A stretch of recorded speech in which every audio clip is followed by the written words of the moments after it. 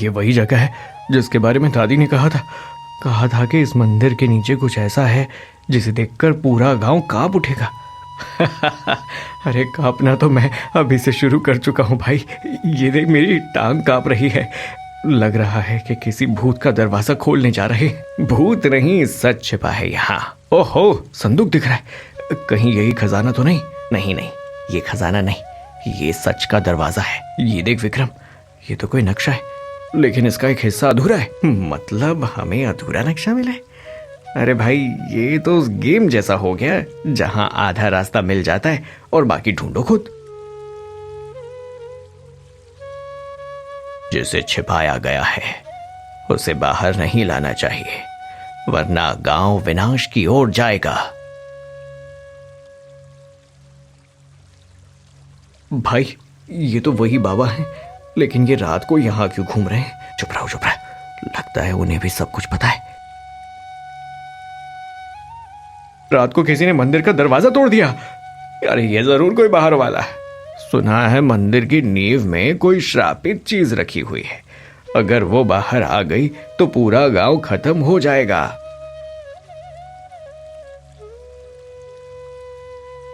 सुनो सब, अब से मंदिर के पास कोई नहीं जाएगा। जो भी सच की तह में जाने की कोशिश करेगा वो गांव का दुश्मन होगा। ये नक्शा सिर्फ मंदिर का नहीं है। देखो, ये रेखाएं सीधे गांव के बीच वाले पीपल के पेड़ तक जाती हैं। लेकिन वहाँ तो हर साल मेले के बाद अजीब आवाजें आती हैं। लोग कहते हैं वहाँ किसी आत्मा का वास है। आत्मा का वास नहीं है भाई, शायद कोई वाईफाई टावर छुपा हो। लेकिन सच में ये बात गड़बड़ है। अब हमें डरना नहीं है। अगर पूरा गांव खतरे में है तो हमें ही सच्चाई ढूंढनी होगी। चलो, यही हमारी मंजिल है। भाई, ये क्या हो रहा है? अगर यहाँ से जिन्न निकला तो मैं अमन को छोड़ दूंगा और खुद भाग जाऊंगा। भागने का समय अब नहीं है विक्रम। रहस्य हमारे सामने बहुत करीब है।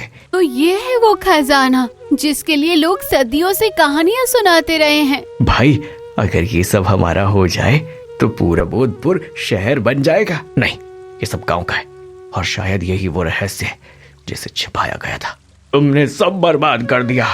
ये सोना चांदी नहीं, ये गांव की आत्मा है। मैंने अपनी जिंदगी में बहुत चीजें देखी हैं, लेकिन वो चमक, वो आवाज, सच कहूं ये गांव से जुड़ा कोई पुराना किस्सा है। मैं तो हर चीज में पुरानी कहानी दिखती है। हम सब ने मिलकर तय किया है कि आज रात फिर से तालाब के पास चलेंगे। वहाँ जरूर कोई सुराग मिलेगा, और अगर वहाँ भूत निकल आया तो तब तो सब भागेंगे। देखो, वही रोशनी, बिल्कुल उसी जगह।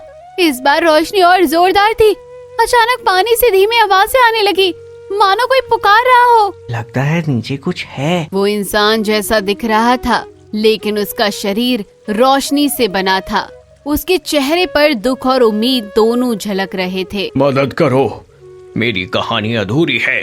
सालों पहले जब इस गांव पर संकट आया था, मैंने अपनी जान देकर गांव को बचाया था, पर किसी ने मेरा बलिदान याद नहीं रखा।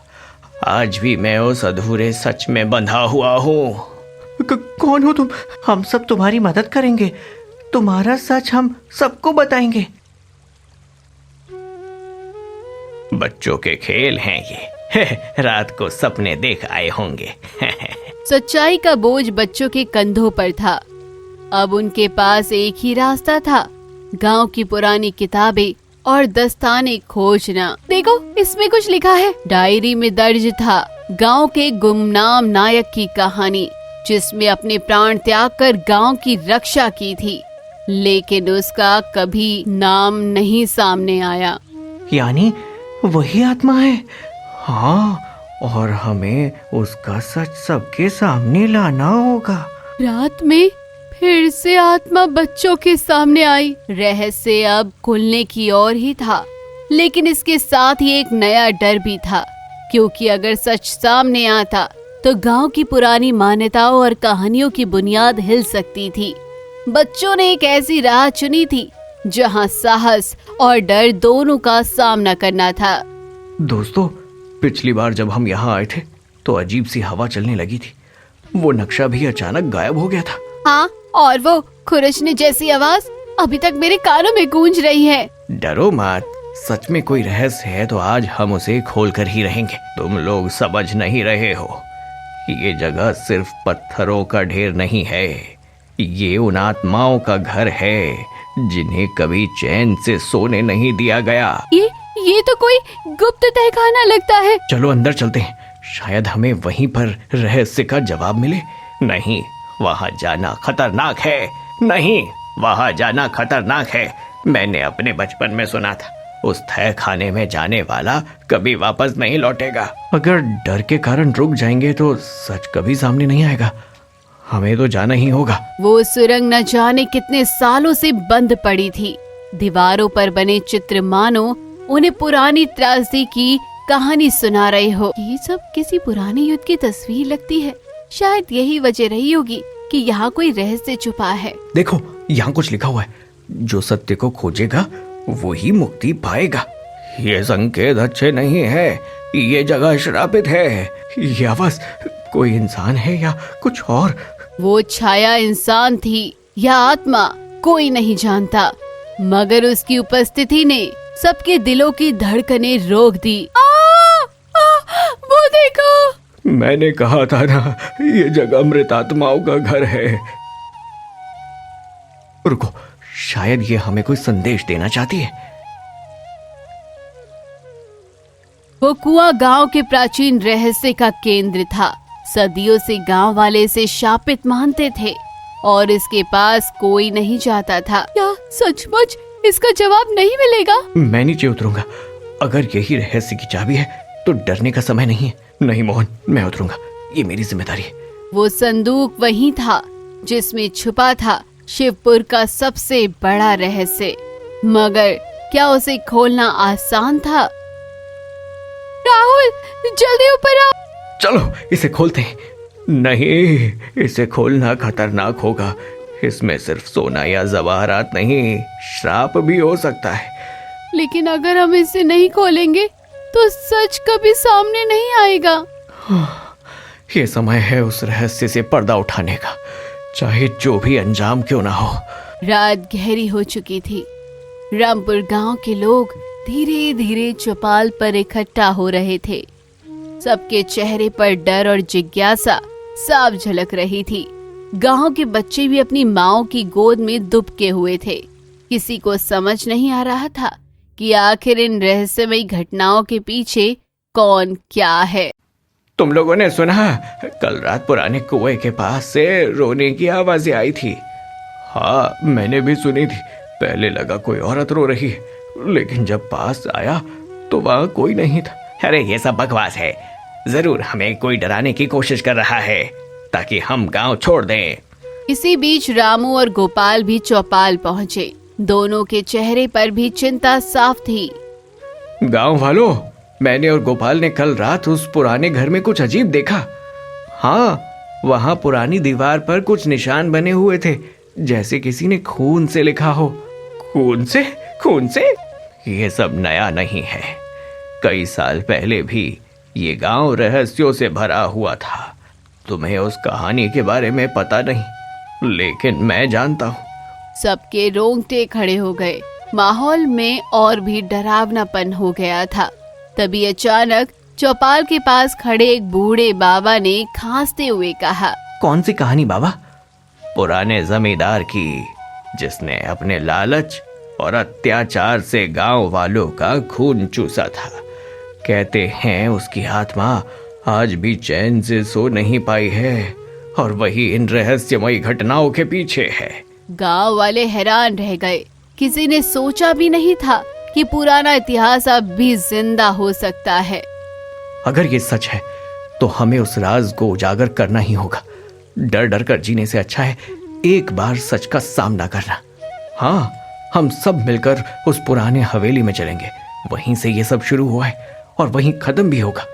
अगली रात रामू, गोपाल और कुछ बहादुर गांव वाले हवेली की तरफ बढ़े। हवेली बिल्कुल वीरान थी।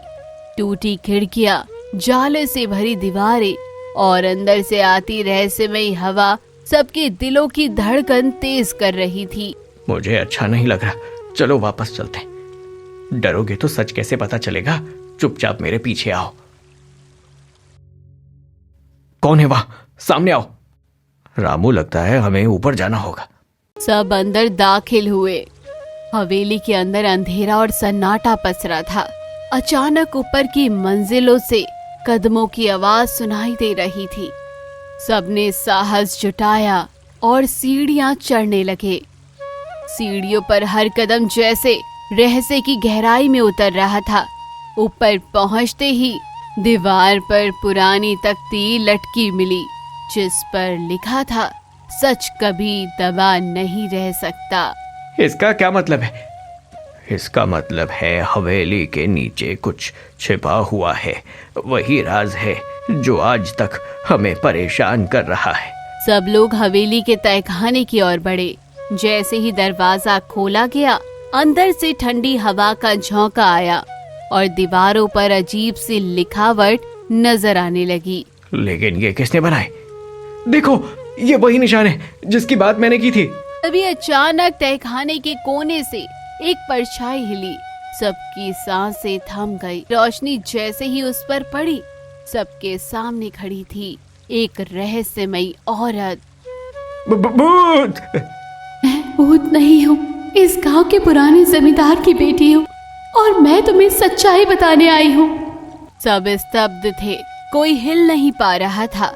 आखिरकार वो औरत सच बताने लगी, एक ऐसा सच जो सदियों से दबा हुआ था। कहानी अब अपने अंतिम मोड़ पर है और छुपा हुआ रहस्य सब सामने आने वाला है। अब तक राहुल, गंगा, हरिया और गांव वाले इस रहस्य की परतें खोलने की कोशिश कर चुके हैं और अब असली सच सामने आने का समय है। राहुल, यकीन मानो इस गुफा में ही वो राज छुपा है। मेरा दिल बहुत तेजी से धड़क रहा है। गंगा, डरना मत। आज रात जो भी हो, हम सच बाहर लाकर ही रहेंगे। लेकिन अंदर भूत प्रेत निकल आया तो मैं तो सीधा भाग लूंगा। गुफा की गहराइयों में उतरते उतरते उन्हें अजीब सी नक्काशियां दीवारों पर दिखी। उनमें गांव के पुराने दृश्य बने थे, एक समृद्ध गांव, खुशहाल लोग और अचानक आग और अंधकार। देखो राहुल, ये चित्र, ये तो हमारे गांव की कहानी है। हाँ, और देखो, इसमें एक आदमी दिखाया गया है। ये वही प्रतीक चिन्ह है। अरे, ये तो सच्ची में भूतों का दरवाजा है। अरे नहीं हरिया, ये भूत नहीं, ये इतिहास का दरवाजा है। वो संदूक सदियों से छुपाया गया रहस्य समेटे हुए था। सोना, इतने सारे दस्तावेज, और ये क्या? ये हमारे पूर्वजों का लिखा हुआ है। इसमें लिखा है कि बोधपुर कभी शिक्षा और संस्कृति का बड़ा केंद्र था, लेकिन कुछ लालची जमींदारों ने यहाँ हमला किया और गांव जलाया और लोग सब कुछ खो बैठे। इस गुफा में उन्होंने बचा हुआ ज्ञान और धन छुपा दिया ताकि एक दिन सही इंसान इसे फिर बाहर लेकर आए। मतलब ये खजाना हमारे गांव का है और इतने सालों से सबको धोखा देकर डर फैलाया गया था। तुम मूर्ख लोग, हिम्मत कैसे हुई तुम्हारी यहाँ तक आने की? तो ये सब तुम्हारा खेल था? तुमने ही लोगों को अंधविश्वास में फंसाया ताकि कोई यहाँ ना आए। ये खजाना, ये सोना सब मेरा है। सालों से मैं लोगों को डराता रहा, कहानियां फैलाता रहा और तुम बच्चों ने मेरा राज खोल दिया। ये खजाना नहीं है, ये हमारे गांव का है।